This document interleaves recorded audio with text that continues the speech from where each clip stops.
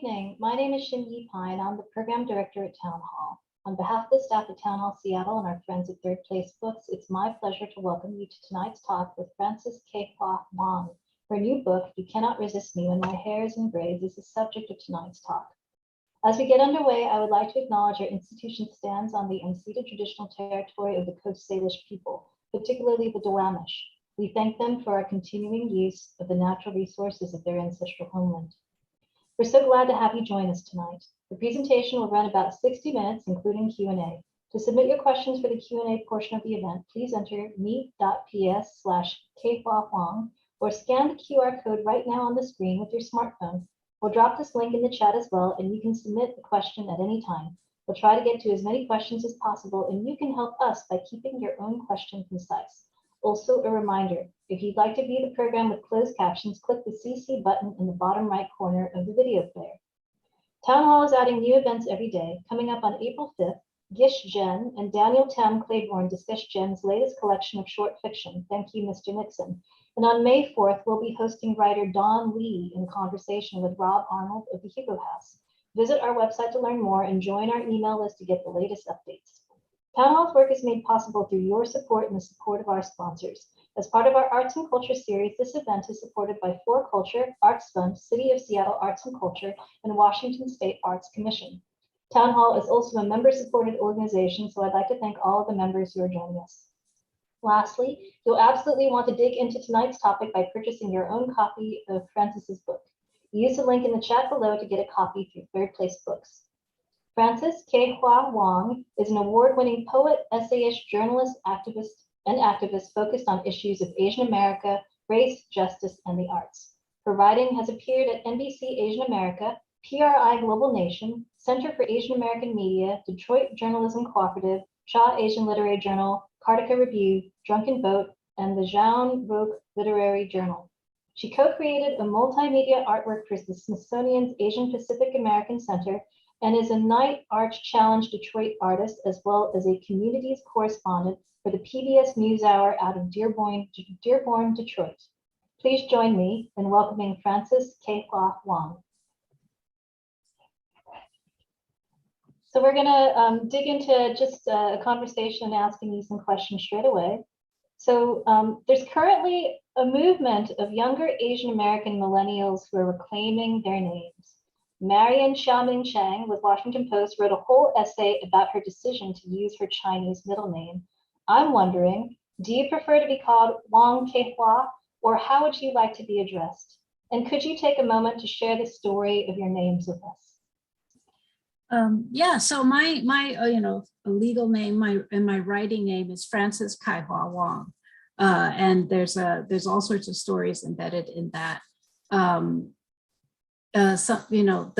Chinese name is Wang Kai-Hwa, which means victory for China. You can tell we come from a political family, and but the Frances part was named after my parents' sponsor when they first came to America. And so I think, like, for my generation, it was really common for us to have, an English first name, Chinese middle name, and then you switch, right? In Chinese context, you go by your Chinese name. In English speaking context, you go by your English name, and you switch. And when you switch languages, you switch names, you switch cultures and contexts, you actually become a different person, I think, in these different contexts. And so I kind of like that. Like I feel very differently when I'm speaking Chinese as when I'm speaking English, and I come across differently as well. And I think we play different roles, in different languages. And so I really enjoy playing with that. And so, yeah, but the interesting thing, but it is changing, right? Because I think before there was, I don't know. I mean, like, for example, when my children were born, I did the same thing. I gave them English first names, Chinese middle names, and then they have fully, in Chinese context, they have Chinese names, and in English speaking context, English names. But then the interesting thing was they had Chinese nicknames, and the Chinese nicknames stuck. And so, like, in their English speaking schools, they would go by their Chinese nicknames, and that was okay. because it's okay to have a Chinese name now, right? Like in a way that it wasn't years ago. And I think that's lovely that they can just be those people. They don't need to, switch so much. Yeah, that is a big shift, I think, in generational kind of acceptance of right Chinese identities and names.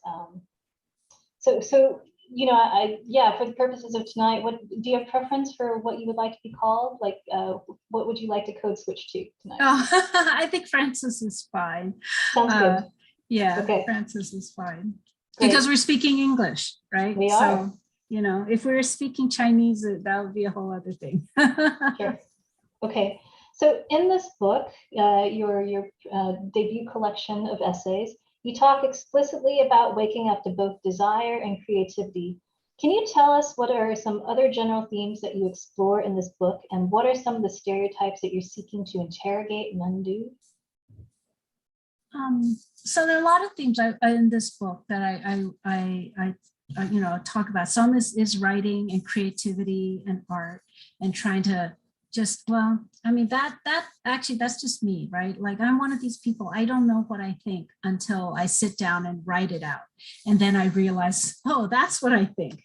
And so for me, writing is a really important part of me, just clearing my head and figuring out how I feel about things. But there are also themes about social justice, about raising children, parenting, also taking care of our elders, figuring out how we fit in hybrid circumstances, right? How are we Asian and America and Asian American, and what does that mean? And how do we do that, right? How do we figure out who we are in these circumstances, right? Oh, and then stereotypes, there's all different kinds of stereotypes, right? So stereotypes of Asians and Asian Americans, Asian American women coming from non-Asians, but then there's also stereotypes going the other direction from Asian Americans looking out at non-Asians. So there's stereotypes going both ways, and trying to figure out what's the truth of them, or how to get beyond that so that we're actually dealing with people one-on-one rather than what we think they are. Great. Well, can you share a short passage with us? Would you like to read to us? Yeah, sure. This is this first piece is the prologue of the book. So it's right at the beginning. And I didn't realize when I wrote it, my friend Tamiko, really likes that, so she keeps asking me to read it. So I think I'll go with this. Tamiko, if you're there, this is for you. Buddhists say that suffering comes from unsatisfied desire. So for years, I tried to close the door to desire, any desire. I was so successful, I not only closed the door, I locked it, barred it, nailed it shut, then stacked a bunch of furniture in front of it. It was the only way I could survive the long loneliness that was my marriage. I was dead to desire, going through only the motions of life. I did not dare read novels, write poetry, or watch bad romantic comedies for fear of what small hope they might inspire. And now that door is open, wide open, and all my insides are spilling out. And you, not knowing this dangerous detail, tease me, dare me to live again. The more I warn you away, the closer you draw toward me. I fear you will catch fire, that I will consume you, that I won't be able to stop. A friend remarks about my former car and former life. I saw a Land Rover broken down on the side of Highway 23 and thought of you. So glad that ain't me anymore. Strut and unfurl, you tell me, and courage comes. Thanks. Thank you for reading that passage. Yes. This book seems very much about a creative rebirth for you, and I want to ask you a little bit about your relationship to writing. So as a person who spent their career working primarily as a journalist, much of that work as a nonfiction writer seeps into your essays, in your memoir. In this book, you write about the sound of children crying on an airplane and how that can't be separated from an image of children being separated from the parents at the US-Mexican border. There are also reflections on, what it's like to live during COVID times. What is the relationship between the writing that you do for your everyday livelihood and your creative work? I've been really lucky in that I've been able to report and write about Asian American issues and Asian American communities for my whole career. I'm one of a very few handful of people who've been doing this.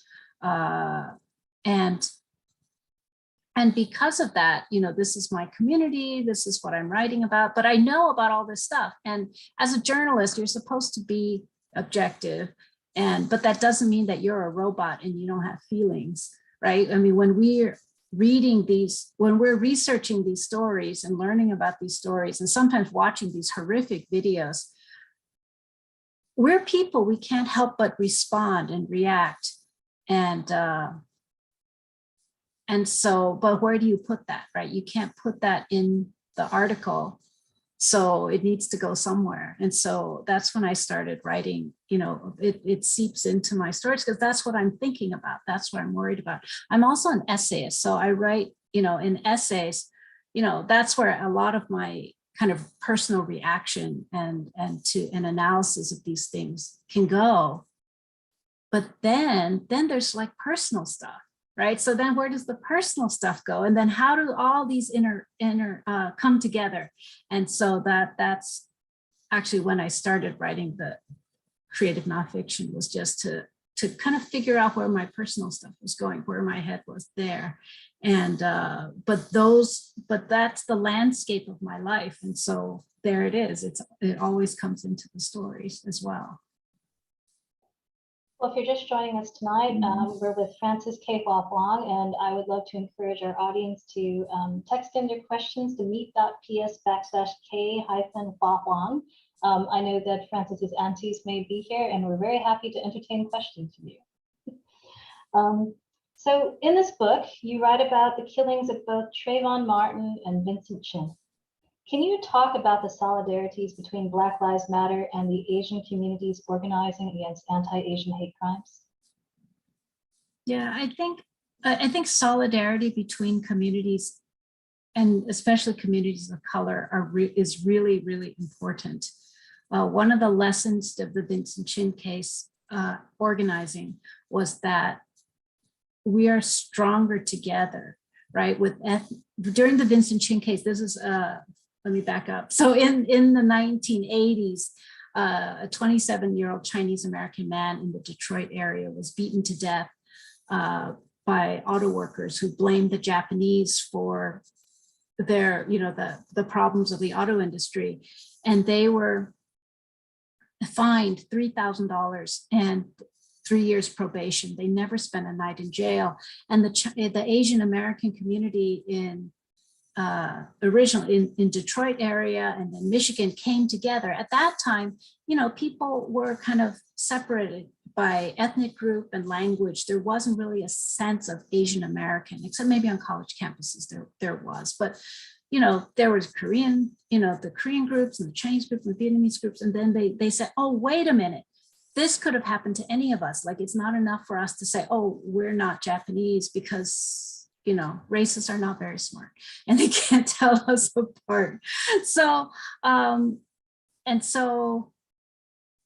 Asian Americans came together, but then other communities of color also came together, and that helped build numbers and build strength and build solidarity. And that is what actually allowed the Vincent Chin case then to move out from just a local story, a local crime story, and it became a national movement. And so now we have Asian American organizations. We have lots of Asian American civil rights organizations. We have lots of Asian American groups, and like young people, they take it for granted. Yes, I'm Asian American. Of course I am, right? And then with Black Lives Matter, one of the really powerful things that came out of the Black Lives Matter from the Asian American side was a project called Letters for Black Lives. And this was a group of young people mostly that wrote a letter they all got on Google Docs. They actually broke records that weekend, like the most people on one Google Doc at one time. There were like over 1,000 people on this Google Doc over the weekend. And over that weekend, they wrote a letter explaining Black Lives Matter to their elders, their grandparents, their aunties and uncles. And the letter was very respectful. And it was like, dear auntie, uncle, grandma, we really respect you. We know that you've had all your troubles coming to America, but we want you to know that, African Americans are our friends too, and they're important to us. And this is what the Black Lives Matter movement is about. And here are the commonalities. And it just explains it in really simple terms, a one-page letter. And then, and Jose Antonio Vargas helped edit it. And then they translated it. They translated it into all the Asian languages and then beyond. Then they started translating, Spanish, Russian, all the languages. And so it was a good way for young people to kind of bridge that gap and explain to their elders in a respectful way why this is important and why we should, where our commonalities are. Because, I think sometimes that needs to be explained and it's not always obvious. Well, you have an essay in your book that's very much about that sort of intergenerational reflection from a more personal perspective about reflecting upon your teenage son learning to drive, during the period of George Floyd and Trayvon Martin, those tragedies. Would you like to share a little bit about that essay in the book? Sure. Let me see. I'm trying to think.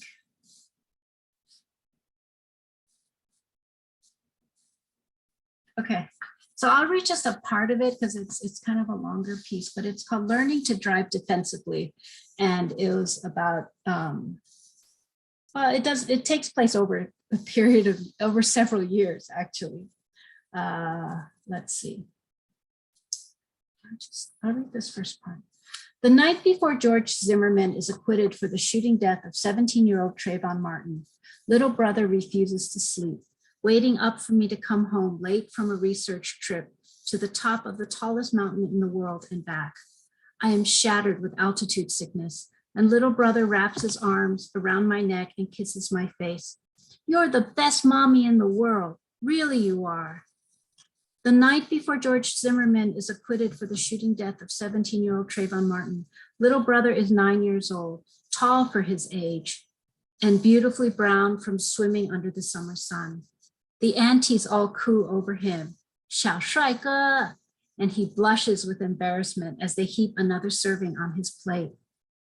The night after George Zimmerman is acquitted for the shooting death of 17-year-old Trayvon Martin, I teach my sweet and naive multiracial 9-year-old baby boy how to take off his hoodie, slow down his movements, keep his hands visible, steady his voice, and make himself small in front of police and strange white men with guns. The lessons about strange white women will come later. Little brother tells me about his friend, Officer Gold, the African-American police officer who comes to his school to read colorful storybooks about spotted police dogs. And now I have taught him how to hide everything that is good and pure about himself. And then it goes on and talks more about the different cases and kind of some other experiences that we have. But when I was teaching my boy how to drive, we spent almost just as much time on the mechanics of driving as we did on, this is what you do if you get pulled over, right? And make sure, this is where, the insurance is in the glove box, make sure you get that out, get your phone out, film what's going on. And it was so strange to spend that much time, like to think that you spent equal times on it. Because certainly when I learned to drive, I didn't know any of that stuff. And nobody told me anything. So it was hard.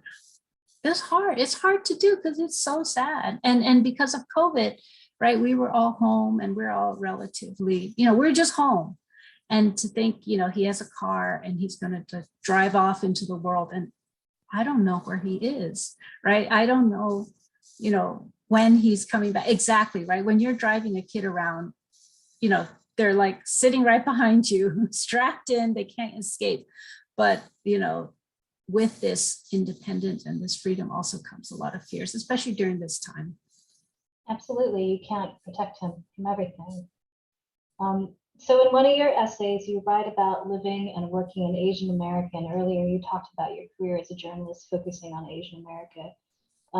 In talking about that work, you've talked about how you've constructed a community around yourself and choose when to step out into the mainstream. But these lines of separation, they can break down, particularly when you're parent to a mixed race child. So from your experience of mothering during these historic times, what kind of racial reckoning do you see Asian American parents and Asian Americans experiencing right now?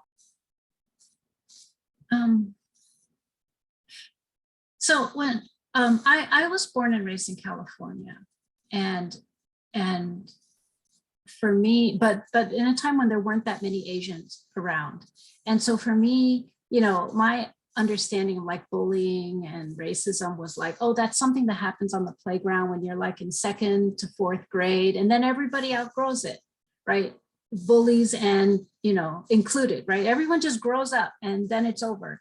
But then I came to Michigan for graduate school and it started all over again, but it was with adults, and I was like so confused. And it was just because there were not that many Asians here and people weren't used to it. They didn't know what they were doing. And a lot of it just microaggressions, but we didn't have a word for microaggressions then. And so with my kids, I didn't want them to have to grow up in this place and have to struggle with what their identity was. So I built a community around them.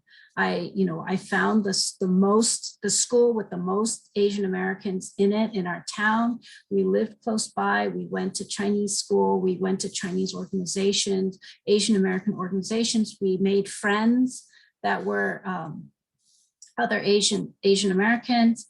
I ran the international night at the elementary school for 10 years. And so I knew all the Asian American parents of all different ethnicities. And I built this around them. And then at the same time, because we do live outside of Detroit, the Vincent Chin case is important for this location. I mean, it's important nationally, but it's especially important in this area. And so from a really young age, my kids were going with me to watch Vincent Chin documentaries. They heard me give lectures about the Vincent Chin case and about, other films. Curtis Chin's film, Vincent Who, came out around this time too. I mean, when they were younger. And, it's just always been a part of our life. And then as they got older, what to do if you're bullied, what to do if someone is going to attack you. This is always kind of what we've always talked about it. So they would always know what to do. And sometimes we would even practice so that it wouldn't be just weird, right? And so since the beginning of COVID, like a lot of people are suddenly experiencing this for the first time, or they're worried about it for the first time, but it's not new, right? Anti-Asian American violence has been here for, the hundreds of years, almost 200 years that Asia, or actually it's longer than that. For as long as Asians have been in America, there's been anti-Asian violence. And it's a fine balance between building up your kids' self-esteem and sense of identity so they don't internalize those messages, and to be able to speak up for themselves and speak up for their friends. Because if they have a shy friend, they have to be able to speak up for their friend, and then what to do about it, right? And how to, tell a teacher. And if the teacher doesn't respond, tell a principal, and how to work up that chain. There's a lot involved. And so when one of my daughters went to college, she jokingly turned this word into a verb. She says, oh, I thought I'd be hate crimed all the time, but it never happened, and that's just because we're aware, not in a way to scare them. I never tried to scare them, but I tried to prepare them so they would know what to do. Because like when I was a kid, when people said, where are you from? Even that simple question, I didn't know what to say. I didn't know what to do. So my kid, they know what to say, right? And, but my daughter was surprised that when she went to college, first of all, she didn't get hate crimed. That's not a real verb. That's just her word. But also, she was really surprised how little her friends knew. Her friends were completely naive and innocent and trusting, and they were shocked and surprised by, whenever they would encounter strange, interactions, microaggressions or bullying or worse. And so, I've always told my kids, stand up for your friends and protect your friends when you can. And so they do that. And so hopefully others will too. I think people are much more open to talking about it and talking with their kids. I just saw a study from AAPI data. 83% of Asian American parents are worried about their children being bullied in schools right now. That's a huge, it's not just the usual, it's the usual bullying plus the COVID anti-Asian American violence and plus, just COVID pandemic stress and all the mental health breakdowns people are having. So all this up, we're up to 83%. That's a lot of nervousness. And I'm really glad my kids are big now. So from a selfish point of view. Yeah, that's a really high statistic. I have an 8-year-old, and I definitely feel like we're living in this time of many different kinds of bullying, masking bullying, anti-Asian bullying, all of these things. I have a couple more questions for you before we'll start to take some questions from the audience, but I just wanted to remind people to text your questions into meet.ps/Kai-Hwa Wang if you have questions for Francis. So in this book, you talk about going off script and also being a failure as a Chinese person and being someone who married outside of your race and culture of origin. These themes and sentiments aren't uncommon for children of the diaspora. I know for myself, I struggle to come to terms with my relationship to my own Taiwanese-ness or Taiwanese identity. It's a perpetual struggle with a cultural imposter syndrome. This is even harder when there is a separation of language and culture. And yet you find a connection to the origin when you write about the Chinese radicals or words for anger, rising, sheng qi, and the reversal of those characters. How do you find meaning, inspiration, and invention from your cultural roots? How do you find meaning, inspiration, and connection to your cultural roots? That's a lot. Okay, so I think, so when I was a kid, there was so much I didn't understand, right? And there's always like, in terms of, I didn't understand American culture. I didn't understand Chinese culture. And like our elders, a lot of times they would just tell you when you were doing something wrong, but they didn't necessarily tell you what you were doing wrong, right? And then they just look at you like, well, obviously you should know. And I was a little slow, so I really didn't know sometimes. And same with in I'm going to say American culture. Like I was always reading instructions, like even. I read the instructions on the shampoo bottle, like when it said, what was it, lather, rinse, repeat, that repeat, I thought, oh, you have to repeat, you have to do it twice because the shampoo bottle says so, right? And I read Dear Abby and Ann Landers and try to learn, what you're supposed to do. But I learned, when people were upset about things, I'm like, people are upset about wearing white pants and white shoes on a certain time of the year. Like, why? I don't even understand that, right? But that's how I very slowly tried to learn about American culture, and I'm still learning. I mean, now we have YouTube, right? Now we have books and we have Twitter, so we can always secretly, and Urban Dictionary too. We can secretly find stuff out and learn more. But hold on. Sorry, I dropped my paper. So just learning what. Okay, I lost my train of thought. But then how do you put that together, right? How do you put that together? And I think a lot of it is, once I learned this word, is like decolonize your mind. That made a huge difference to me because I didn't really think of it that. I didn't understand colonization, but then once I saw the word, I said, oh, that's what I need to do, right? Because I've been raised in terms of reading, I can read and write Chinese very slowly, but obviously I can read and write English much, much, much better. And And so, what am I saying here? These are great, big, huge questions. We could talk for hours on this, but I think what I was saying is, oh, so as I teach my kids, so when actually a lot of this learning happened when I had kids. Because with my kids, I didn't want them to have to struggle with identity and to struggle with culture, especially because they're multiracial. And I know, sometimes people might look down on them. So, and they're also third generation. So I made sure their Chinese is very good. Like we went to Chinese school, we went to culture camp. I found Chinese piano teachers, Chinese dance teachers, Chinese martial arts teachers. I put them in situations where they would have to understand Chinese in order to learn the other thing. Chinese art classes, with Chinese teachers, right? And so they learned a lot about Chinese culture, and so did I, right? I learned a lot more through my kids, or learned with them, than maybe I might have overtly done as a child.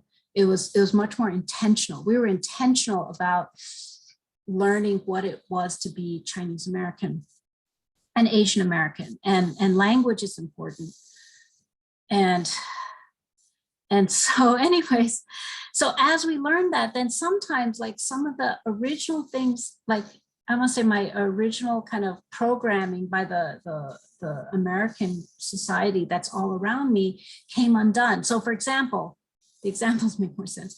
When my daughter was in preschool, I think kindergarten, it was school picture day. And she said, and her birthday's in January, so it's right around Chinese New Year's time. And she goes, oh, it's picture day. I want to wear my red Chinese qipao to go take my picture. And my immediate response was, no, you can't do that, because that is your Chinese clothes goes to the Chinese community stuff. You don't wear it to your American school, or you don't wear it in public. You have to, keep that, you kind of hide it. And luckily I caught myself in that split second. I didn't say anything. I didn't even, but in my mind, my brain was exploding, but I didn't say anything. And I said, oh, okay. And I was thinking very as fast as I could, and I let her do it. And she goes to a very progressive, accepting, diverse school, and it was totally fine.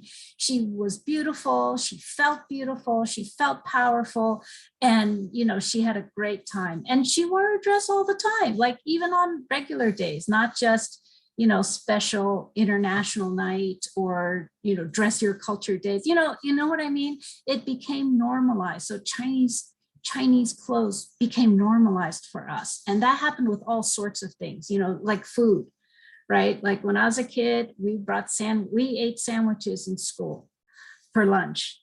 And my kids, they eat Chinese food. They bring dumplings, to the extent where in elementary school, one of our white neighbors came up to me and said that her daughter, who's white, said, Mom, why can't you learn how to make dumplings?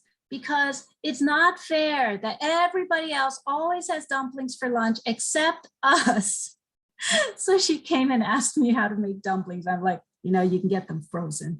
And she was a big relief for her.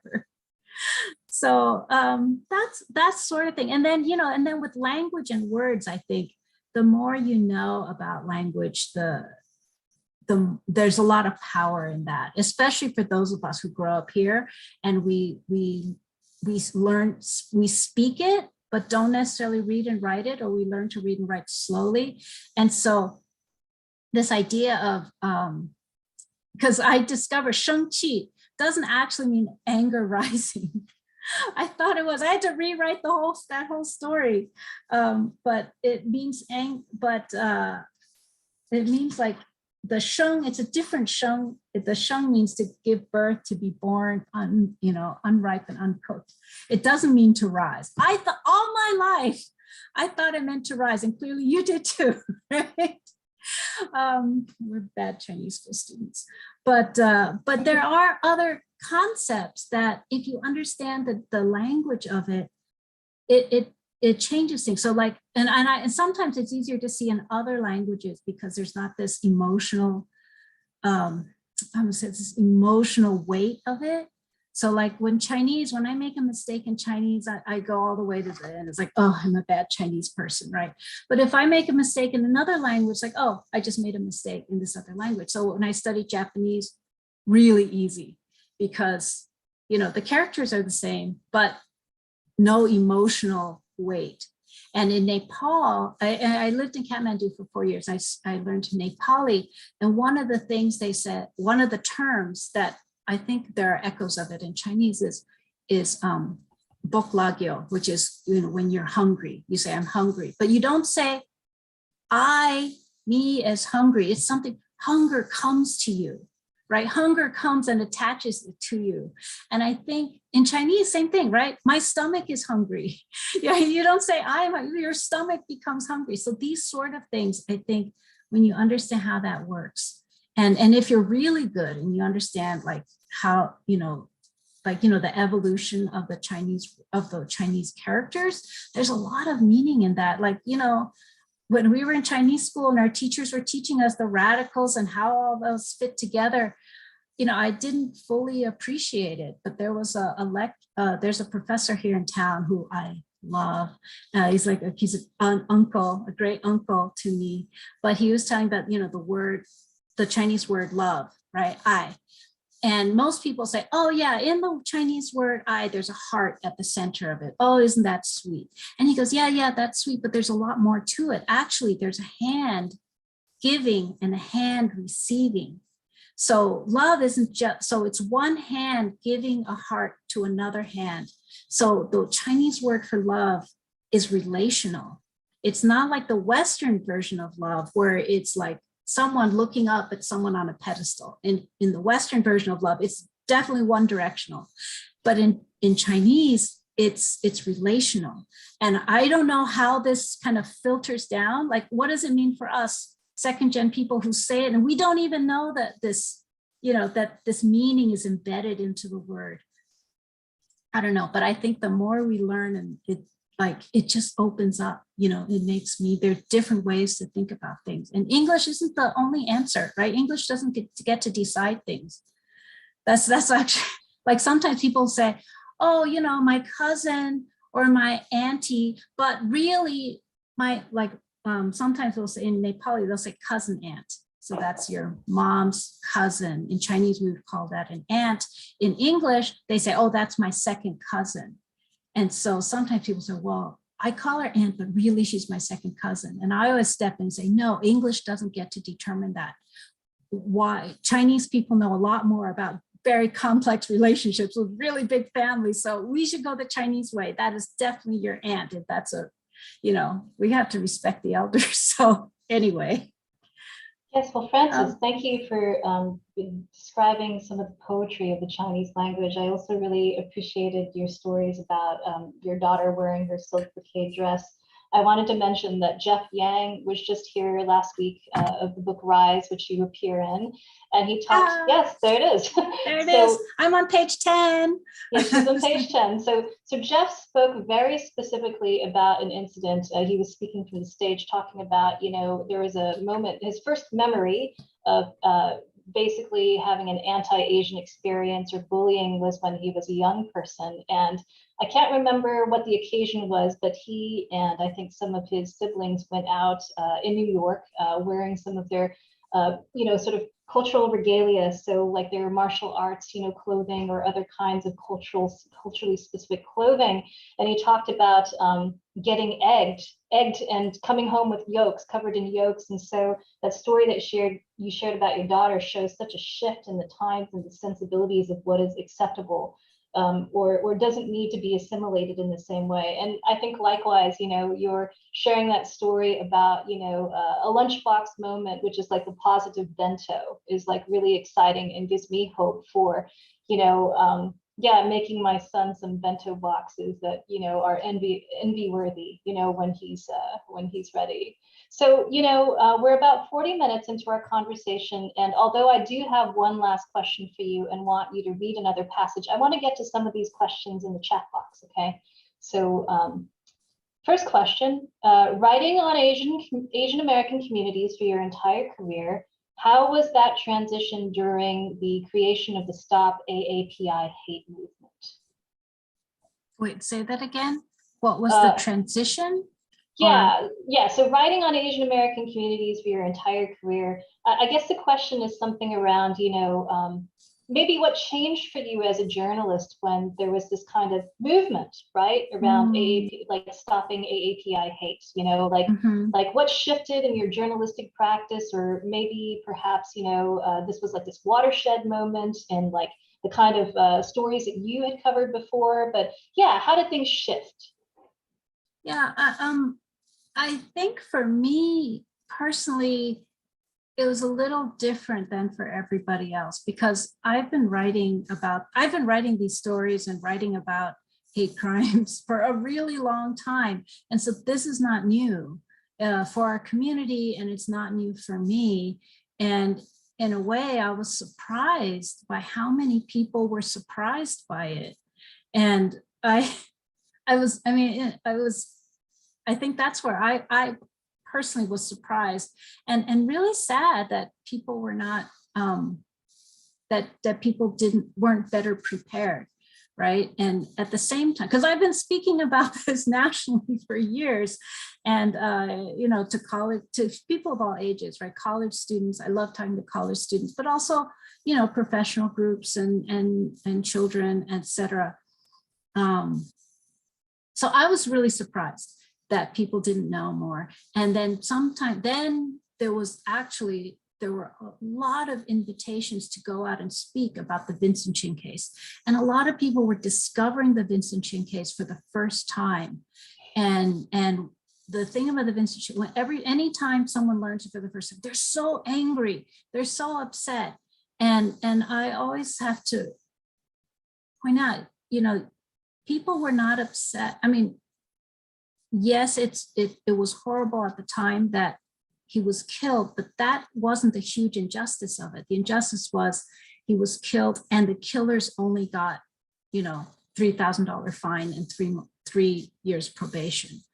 And that is where I've always kind of put my personal attention on what can we do about it, and looking for change there, so that, that was not a very good answer. The other thing I wanted to say was, what else? Oh, I really appreciated the work that a lot of groups, but the other thing that is really changed this time is the language, how people talk about it is, especially young people, is amazing. Like the language of solidarity, the communities coming together have been amazing. People standing up for each other just spontaneously without having to have without, it almost seems like they're coming to it naturally. This is where we are now. And so, for example, in Oakland, about just over a year ago, there were a lot of Asian elders being attacked and hurt right around Lunar New Year time. And the people in Oakland specifically said, more policing is not the answer. And getting mad at African Americans because some of these perpetrators happen to be African Americans is not the answer. And because it's an Asian person is targeted, that doesn't necessarily make it a hate crime. We have to be very careful here and see what can we do to lift up the entire community and find the root causes and work on those. And so some of the things that came out of that, there were like a multiracial coalition of young people started by a Latino, I believe, but with his African American friends, and they helped Asian elders in Oakland walk safely, to go buy their groceries and run their errands. In New York, there were organizations that made meals, delivered groceries to not just to Asian, homebound Asian elders, but then to all people. right? To all people who have need, because those are the root causes, right? Mental health and economic disparities, those are the real problems.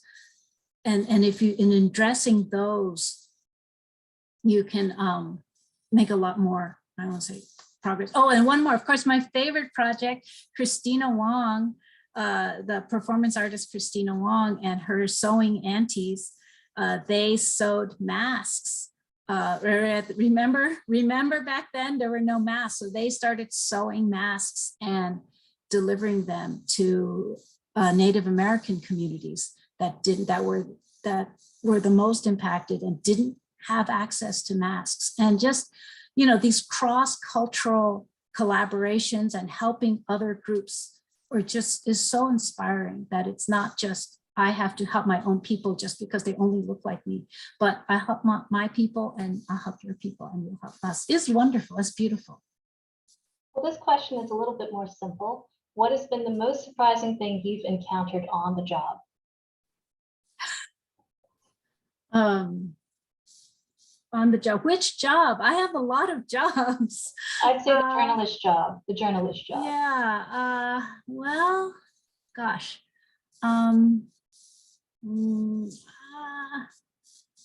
That is, you said this would be easier. I actually don't know. I've been a freelance writer for a long time. Oh, this is actually what it is. So I've been writing all my life. My first published article was in 4th grade for Highlights magazine.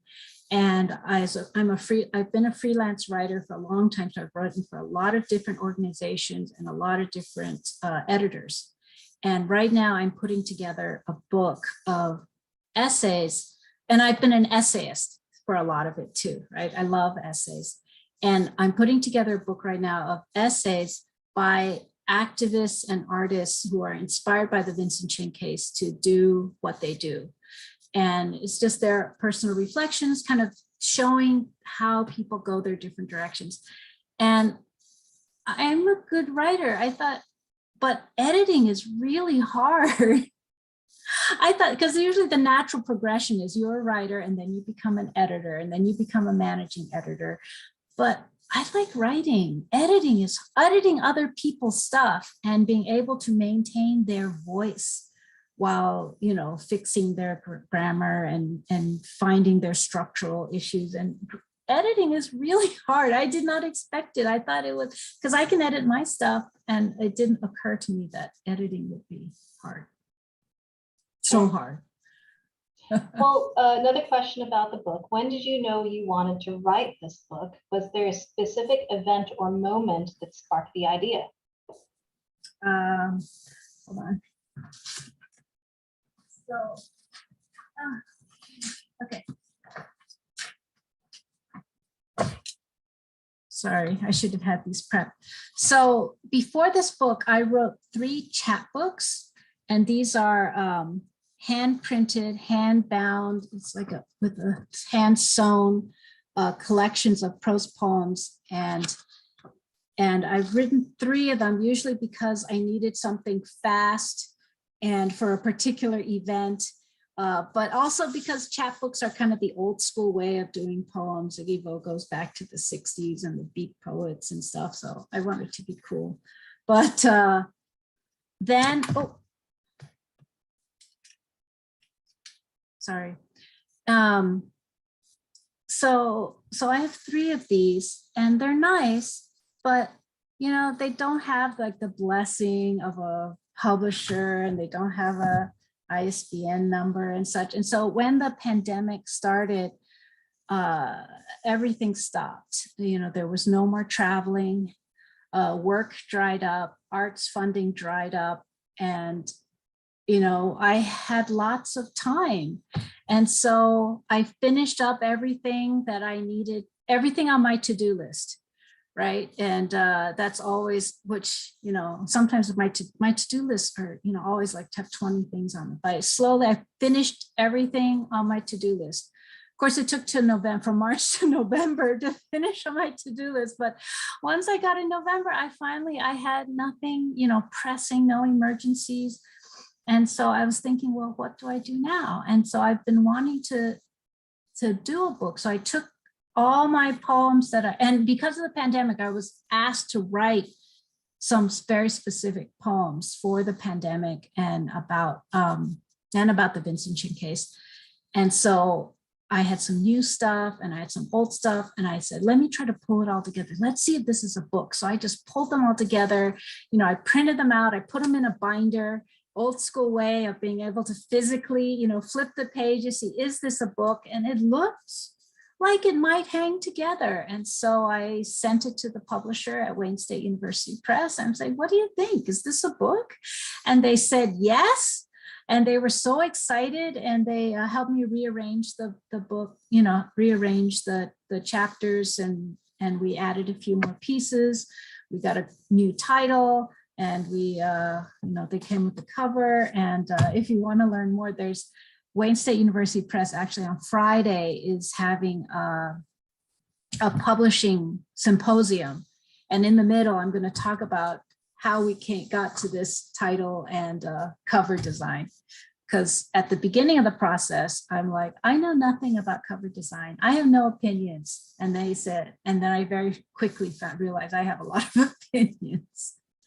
So anyway, so like many things, COVID, you know, just having the space and the time to slow down and think and breathe is really what opened the space to make this book possible. Well, one of the other unique things about the book that audience members, readers may not know is that there's a selection of photographs in the book as well, so some really nice visual material. So as we're kind of winding down towards the end of our hour, I was glad to hear you talk about Christina Wang's Sewing Aunties project, because I feel like that ties very nicely to one of your essays. In your essay, Sewing Aunties, you write about the frugality and resourcefulness learned from generations of Asian and Asian American women and aunties, that global interconnectedness is not new for us. This representation of Asian American feminine resilience and resistance is significant when held up against more common depictions of Asian American women in the media and pop culture. It's the opposite of ornamentalism that you depict in your essay on the Blue Willow ceramic dishware pattern and Western imagination. Can you read a short passage from that essay and talk to me about what it means to write yourself into existence? Sure. So this is Sewing Aunties, and kind of the origin of this story was my aunt, who lives close by, passed away, and she was a hoarder, like many people who are, you know, immigrants and refugees. And so I was cleaning her house. I cleaned her house, and it was really hard. And so that was kind of the beginning of it, was just cleaning and cleaning, but at the same time recognizing how much of it we do. And then this art piece, this is a stack of tofu containers that we all have, I'm sure, by our kitchen sinks. But this was for I created this art installation for Asian American Women Artists Association. So that's what these images are. But let me read a passage of here. At any auntie's home, the world comes full circle.